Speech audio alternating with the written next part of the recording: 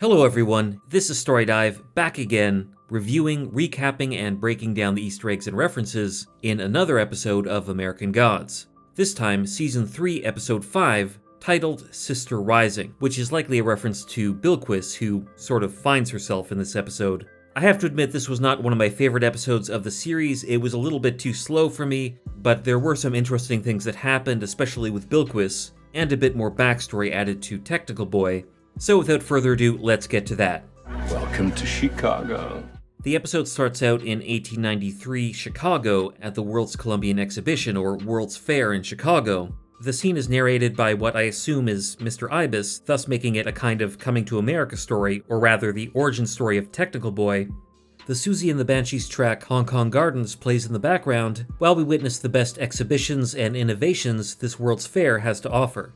And amid these is a magician named Maximilian the Magnificent. Due to his audience being a little bit more savvy than they were in the past, his old magic routine is not doing so great. Meanwhile, what seems to be the earliest version of Technical Boy is in another stall.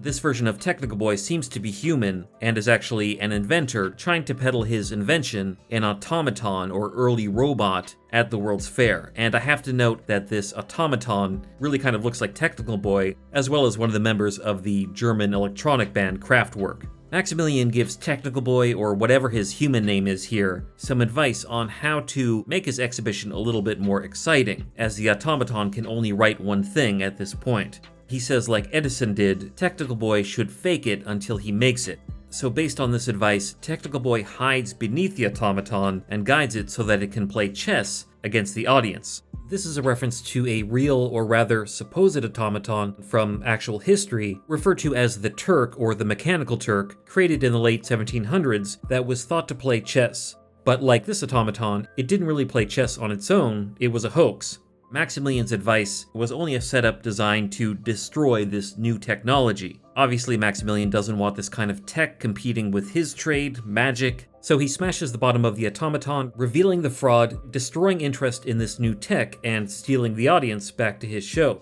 In this sequence, Maximilian seemed kind of like a conniving god in disguise. He's kind of similar to Wednesday in a way, but I'm really not sure what god this would be. If you have any theories, let me know in the comments.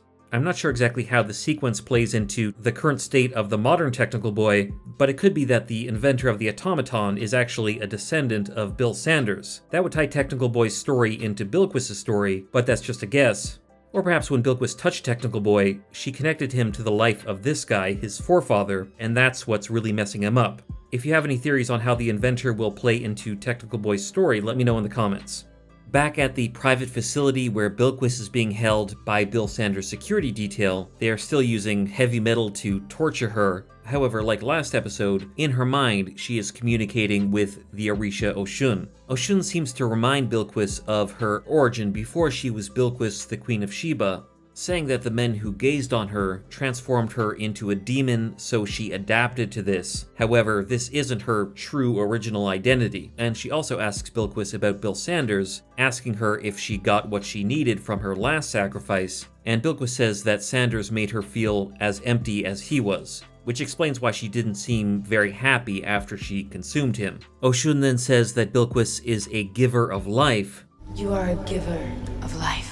Which is a characteristic of water in a number of cultures, including Yoruba. The Orisha Yamoja is thought to be the mother of rivers or oceans and the giver of life, and Oshun is associated with water as well. Oshun also says something in what I think is the Yoruba language, which in the subtitles is written as Mo Fale Balen, but I wasn't able to translate that. If somebody can, please do so in the comments below. But considering she says you are a giver of life before and after that, that's probably what it means. Then Bilquis realizes she is surrounded by three Orishas, Oshun, Yamoja, and Aye, who in this show is a goddess of the earth. They essentially tell her to see her truth, which she does, and then Aye says, then let the earth and water support you, meaning her and Yamoja. They all begin dancing, and suddenly Bilquis seems to have water power, which she uses to flood the prison. In my previous breakdowns, I thought she was sort of channeling this from the Orishas, but Oshun says you had this power all along, you can reclaim it now. So basically it seems like she was connected to the Orishas way back in time, and she's now remembering and reclaiming this power, which he uses to flood the prison and escape. While all this is going on, the buddy cop team of Shadow and Technical Boy are on their way to the facility where Bilquis is being held in Hoboken. Shadow asks Technical Boy to do some of his technical stuff, but as Tech Boy explains, he's not operating at 100%, so he really can't do anything. When they open the door to the facility, they see that it's filled with apparently anti-gravity water caused by Bilquis' new power. Bilquis walks out through this, so really they didn't need to rescue her, and it seems the closer Bilquis gets to Technical Boy, the more he glitches out, so he ends up running away at this point, after which Bilquis and Shadow drive away. In the next scene, Bilquis and Shadow are walking and talking in what I think might be New York again, or perhaps they're still in New Jersey. Bilquis explains that in prison she unlocked her true self, the self that she was before she became a goddess of love that consumes people, and Shadow says he's also going through a transformation, although he doesn't really seem 100% sure about what that is, so Bilquis says he needs to remove the veil. In the last episode, I and probably everyone speculated that Wednesday's stunt blowing up the biker bar, then going crazy, was another con designed to get to Demeter and her money, and in this scene that seems to be exactly what it was. Wednesday is lying in a bed after being given a heavy dose of chlorpromazine, an antipsychotic, and over him stands Demeter. So this appears to be the Haven Glen Retreat in Massachusetts where Demeter is staying. While Demeter watches over Wednesday, Shadow and Bilquis have dinner. They seem to be getting along really well here, more so than they have before, and Bilquis asks him why he tried to rescue her, to which he doesn't really have a decent answer. He mentions his mom saying there was nothing he could do, which I think might be a hint that there is some relation between Shadow and Bilquis through his mom. That's just a guess, but that seemed to be what this scene was hinting at for me anyway. At the retreat, Wednesday tries to work his magic and convince Demeter to come with him, but she says you won't last a week here, referring to the rules and structure of the place, so he makes a wager out of it. If he can last 1 week there, she needs to give him 1 night to, quote, find out what's in his heart. I don't know if that's a euphemism for something, but she accepts the wager. I'll take that bet. Soon after this, Shadow visits Wednesday at the retreat and even accuses him of what we're all thinking, that this is all a con, but Wednesday maintains that the bar exploding was a dispute between him and a berserker going berserk, of course referring to Johann from the last episode. Wednesday tries to convince Shadow to do a number 37, the number of a con that apparently Shadow knows, on Demeter's conservator Hutchinson, to get his computer and files so they can retrieve Demeter from the retreat, but Shadow refuses at first. Wednesday says that Demeter was his wife, which sounds pretty convincing, I guess she was, and if Shadow doesn't do it, he'll just get Chernobog, which will inevitably be very messy. After meeting Demeter, however, Shadow decides to go through with the number 37. I'm not sure exactly why, but maybe she reminds him of his mother, another woman who fell victim to the charms of Wednesday. At the Ibis and Jekyll funeral parlor in Cairo, Illinois, Ibis is doing his work and Salim is still hanging around until Laura shows up looking for Wednesday. Ibis examines her and realizes that she is truly alive now. Then he deduces what Laura hasn't fully acknowledged yet, and also an Easter egg I missed in the previous breakdown, which was that in order for Baron Semdi's Grigri to work and resurrect her, it had to be infused with blood and love, which of course was Sweeney's blood in the tomb, meaning Laura loves Sweeney and vice versa. But of course Laura doesn't really want to acknowledge this. Later, Laura invites Salim to come with her to kill Wednesday, to which Salim says he doesn't believe in murder, but for some reason he comes along for the ride anyway, perhaps as a way of finding himself. Meanwhile, Shadow and Wednesday's assistant, Cordelia, go pull off the number 37 in order to get the records of Hutchinson's Cayman Islands bank accounts, and this whole scene is really an homage to 70s or 80s heist movies with a Brian De Palma split screen effect. I guess you could say it's Shadow beginning to accept the similarities between him and Wednesday. He actually enjoys doing these cons like Wednesday does.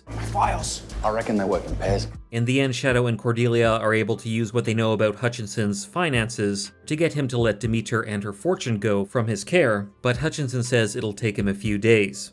While Laura and Salim are on the road to find Wednesday, Salim reveals that he's kind of lost his faith a bit. Lately, he doesn't know who to pray to, and I think this might lead into a later episode when he renews his faith in some way. Back at the retreat, Shadow even admits to Wednesday that the heist was fun, but he doesn't like what Wednesday is up to with Demeter.